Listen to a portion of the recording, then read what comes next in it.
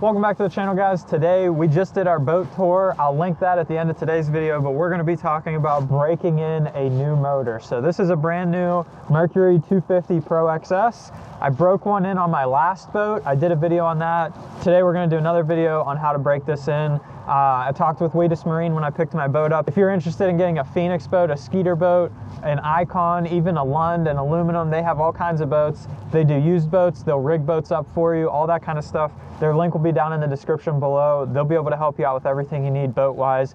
They gave me instructions on how to properly break in your motor to make sure that you don't have any issues down the line, make sure you're not hurting that motor up front, and basically just allowing you to have the longest life out of your motor so you get the best performance in the long run.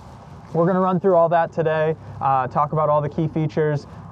It's not the best day to be doing this. There's 40-mile-per-hour gusts out there on the lake, but we're gonna try and get it done anyway because I need to get this done so we can start fishing some other bodies of water where maybe they're idle-only lakes. I've been told from Quince Marine the worst thing you can do is get a brand new boat and go idle it around. So you want to get your break-in done first, and the most important are the first 2 hours. There is a 10-hour break-in period. We're going to talk about the whole thing in just a second here, but the first two are the most important. So I'd recommend setting aside some time like we're going to do today. We're going to go out on the lake and spend 2 hours straight just driving up and down and getting it broken in, and then from there, the next 8 hours, you can use it as you want. We'll talk about that here in just a second. So the break-in procedure, the correct way to do this. One, if you have an Atlas jack plate, you're going to trim that all the way down. You want your jack plate as low as it can go. You don't want to change anything there. If you have, and then you're going to trim your motor all the way down as well. You don't want any trim at all. That's going to keep your RPMs in the range that you need it to be. You don't want to give it any gas, anything like that. That will come in the next hours after the first two. So for the first two, we're going to trim it down, we're going to leave the jack plate down, we're going to walk through it out on the water, but I don't know how good it's going to pick it up because it's going to be windy. You're going to vary your RPMs every 2 minutes. So start out, I'll do like a fast idle, then I'll put it up on plane, I'll do 2,000 RPMs, I'll go up to 3,000 RPMs for 2 minutes, then I'll go to 4,000 RPMs for 2 minutes, come back down to 2,500 RPMs for 2 minutes. You just want to be changing that RPM range every 2 minutes and putting load on that motor so that it's seating the pistons properly, doing everything you need. And then for that 10th minute, you do it every 2 minutes. On that 10th minute, I'll do it the first round, I'll do 2 minutes, 2 minutes, 2 minutes, all the way up till I get to 10 minutes. When I get to 10 minutes, I'll give 1 minute of full throttle. I'll push the hot foot all the way to the floor, no trim, no jack plate, but push the hot foot all the way to the floor. 1 minute straight, give it as much gas as possible. After that minute, you'll let back off, vary your RPMs. I'll do it for the next 9 minutes. I know like my last video, people had called that out. It's a 2-hour period, so literally your last minute of every 10 minutes is when you want to be doing that full throttle.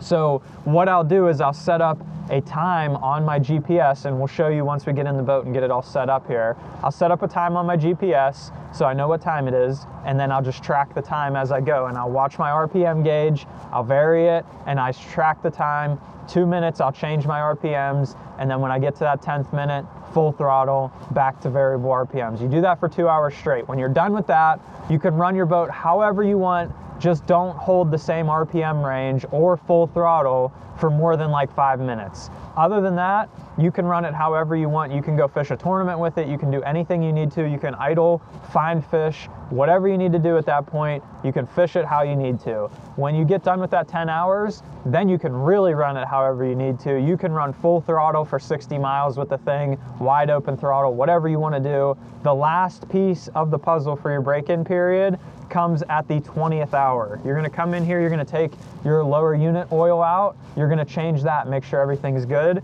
You're also going to come in here and you're going to change the oil in your motor and make sure everything's good. Whether you want to take it to a dealership and get it serviced, or whether you want to do that yourself, that's up to you. But if you want to take it into a dealer and get it serviced as well, they'll check it out, make sure everything's good. But that's very important. Do your 20-hour service. These motors will treat you right if you take care of them. And then after you do that 20-hour service, you're good for the next 100 hours. So until you get to 120 hours, you don't have to touch the motor, do anything, run it. It'll treat you great. You'll be fine. So let's show you how we set up my GPS to make sure we're tracking this, and let's get on the water and go ahead and break this thing in. All right, so now we're behind the console here. We do have some help filming today. We got Sam behind the camera. He's gonna make an appearance, hopefully, once we get the motor broken on a spring bass fishing video we're gonna do right after today. But we have the boat all ready to go. We got our screen set up. The first thing, you got your RPM gauge here. This is what we're gonna watch as we're running our motor. The biggest thing is we just don't want this to come over 4,500 RPMs. Other than that, vary it up and down in between. Probably the 2,000 and 4,000 mark is where we're probably gonna be to keep that boat on plane, and that's it. So other than that, I have my graph set up here. I'll have my 2D ready and a map of the lake so I can see where I'm going. I'm not really gonna run anything else, but what I will do is I'll go into my pages here, and actually I lied, it's not pages. I'm gonna hit my power button and I'm gonna go to my edit overlay, and then I'm gonna come into my menu, add, and I'm gonna add the time so that I can keep track of everything that's going on here. So get rid of that for a second. And we're gonna do time right there.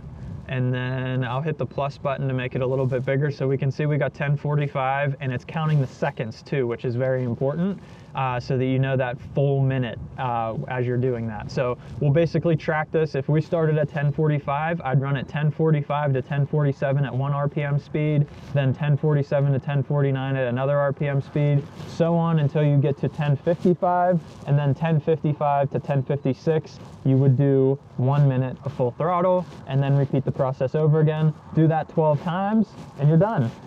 So we're gonna get this boat in the water and we're gonna get started and break this thing in. So we'll see you out there in just a second. All right, so we're out here on the water. We got the motor just a little bit warmed up because it is a cold day out. You don't wanna just come up here and romp on it with it being cold. We're gonna put our jack plate and our trim all the way down, and we're starting at 10:55. So we're gonna run it just like we talked about up there. It took us 10 minutes to get the boat in the water. We're gonna start our 2 minutes every 2 minutes now. So let's get after it. We're gonna put it up on plane. First time going up. And now we're just gonna run it like this. And now I'm just gonna vary my RPMs for 2 minutes, every 2 minutes for 10 minutes. Once we hit 11:05, we're gonna give it full throttle for a full minute and just keep repeating. So stick with us. We're gonna get on the other side where it's less windy and try and talk through it, but you're probably not gonna be able to hear too much. So let's see what happens. All right, so we're 2 minutes away from our full throttle. So we're gonna keep this RPM range until we're at that 11:05 mark. And then we're gonna hold it to the floor for 1 minute straight. So hang with us here. We'll get this all the way up to 11:05 and we're gonna give it some gas. All right, now without touching the trim, we're gonna give it gas for a full minute. Leave it trimmed all the way down, and that's it. That's your first cycle complete once we hit 11:51, or 11:06, sorry. So we're gonna let it rip for 1 minute, and we repeat 11 more times, and then we're done. That's cycle number 1 done. We're gonna do that 11 more times, and we'll catch back up with you. All right, so we just wrapped up our 2 hours on our motor. Sam's already up there fishing. He's been dying to get started. We're about to shoot a spring bass fishing video in just a second here, but like I said, the next 8 hours you can run your boat however you want. Get that thing out there, running it around. As long as you're not holding like full throttle for like 15-ish minutes straight, you should be good. Take care of it for that 8 hours. I try to treat mine gently anyway. I don't really run it full throttle for those next 8 hours.